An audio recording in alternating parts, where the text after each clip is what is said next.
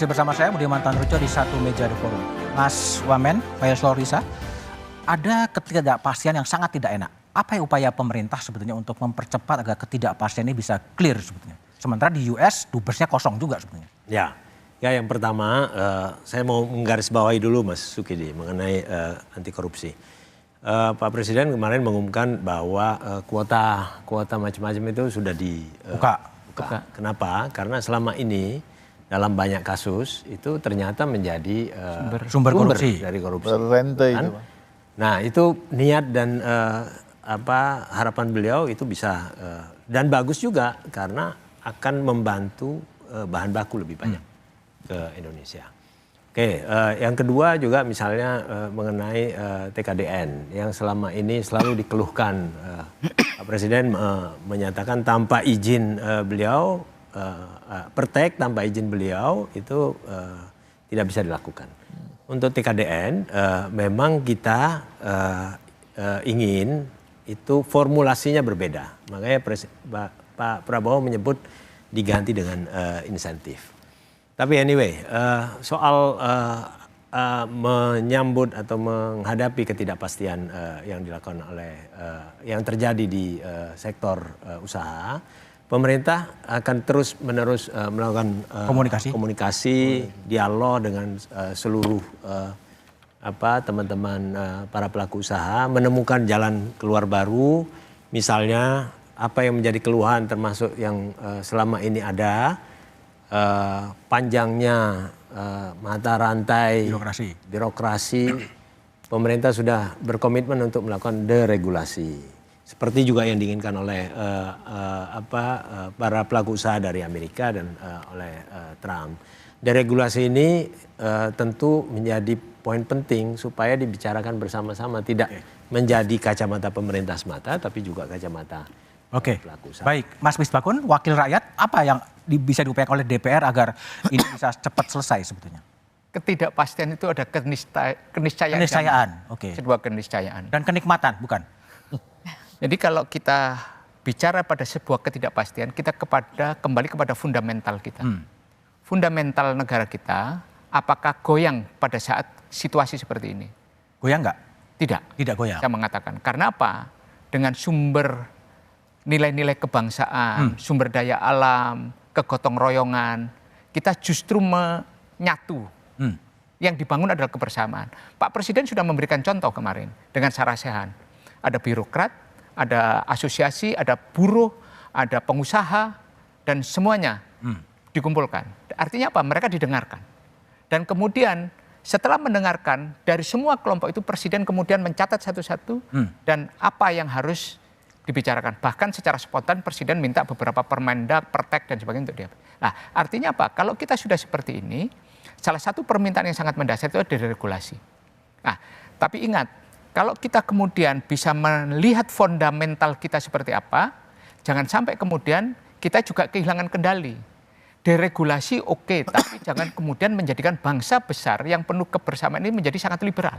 Oke. Nah, liberalisasi juga tidak dibolehkan. Ini kan akan merusak nilai-nilai kebangsaan. Jadi apa? Kebangsaan ini kita jaga, kemudian karena apa? Kalau kebangsaan kita jaga, fundamental ini yang kita menjadi kuat. Oke, baik. Deregulasi oke, tidak dalam konotasi liberalisasi. Oke, Pak Beni, konkret dari pengusaha apa yang diharapkan dalam posisi sekarang ini? Yang diharapkan kepastian. Kepastian? Kepastian. Seperti apa? Ya kepastian, karena usaha kan harus ada patokan-patokan.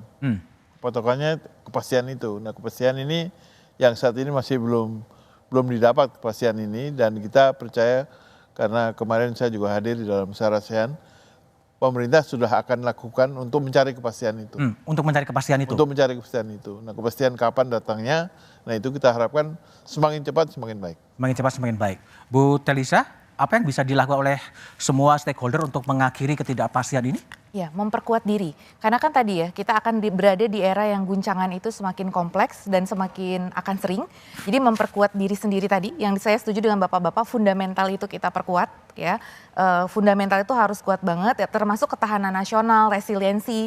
ya itu harus kita bangun dengan sumber daya alam yang kita miliki, budaya tadi gotong royong, social capital kita yang tinggi. Kita jangan lupa loh ada social capital juga. Itu kita manfaatkan semaksimal mungkin dan jangan melupakan cita-cita mulia kita ingin menjadi Indonesia maju, Indonesia emas 2045 itu ya jangan lupa. Jadi jangan sampai gara-gara kita sibuk dengan urusan yang ini kita melupakan dan ya beralih gitu dari tujuan kita untuk meningkatkan masyarakat kita menjadi lebih sejahtera dan kemudian misalkan campaign dengan cinta produk dalam negeri dan lain sebagainya. Karena kalau kita sudah campaign itu mau ada serangan impor seperti apapun itu kita tetap kuat. Sebetulnya. Jadi memperkuat diri dan daya saing. Mas Sukidi, ini semua udah optimis, gimana Anda? Pesimis atau optimis atau wait and see juga?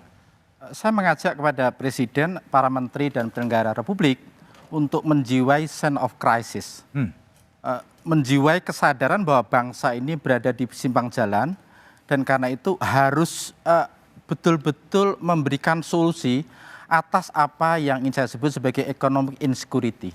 Ketidakamanan ekonomi terutama yang menimpa kelas menengah dan kelas bawah dan itu porsi terbesar dari masyarakat kita.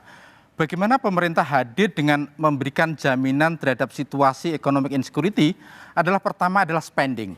Kenapa? Karena investasi mengalami situasi ketidakpastian sementara daya beli masyarakat cukup rendah, net ekspor dan import hanya sedikit, karena itu yang bisa kita harapkan dari pemerintah adalah spending itu sendiri. Efisiensi dalam situasi saat ini tidak efektif karena itu justru merusak situasi masyarakat yang sedang dalam ketidakpastian itu sendiri. Karena itu terakhir adalah saran kepada pemerintah untuk memberikan proteksi ekonomi terhadap mereka yang rentan jatuh miskin dan terutama kelas menengah itu sendiri. Proteksi ekonomi itu terutama memberikan bantuan langsung tunai yang hari-hari ini justru dibutuhkan. Karena apa? Karena itu pertanda bahwa pemerintah hadir untuk memberikan proteksi kelas menengah dan bawah. Bukan bantuan langsung tunai yang hadir menjelang Pilpres dan saat Pilpres, tapi justru di saat ekonomi sedang terpuruk seperti ini, pemerintah harus hadir spending karena yang menjadi mesin pertumbuhan ekonomi hari-hari ini justru adalah pemerintah.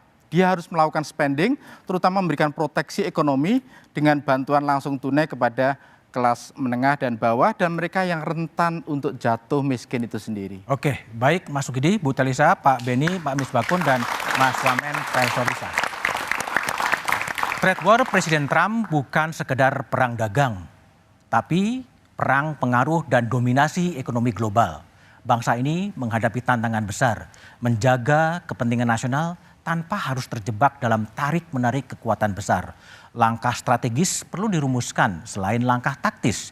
Kita sibuk merespon dampak tapi belum tampak visi jangka panjang. Terus berkutat pada soal sektoral, mengkonsolidasikan kekuatan tapi melupakan perbaikan tata kelola. Akankah kita bersuara dalam forum global atau hanya menyesuaikan diri dengan arah angin? Dalam politik global yang tidak menentukan arah akan ditentukan. Sejarah tidak akan berpihak pada yang diam.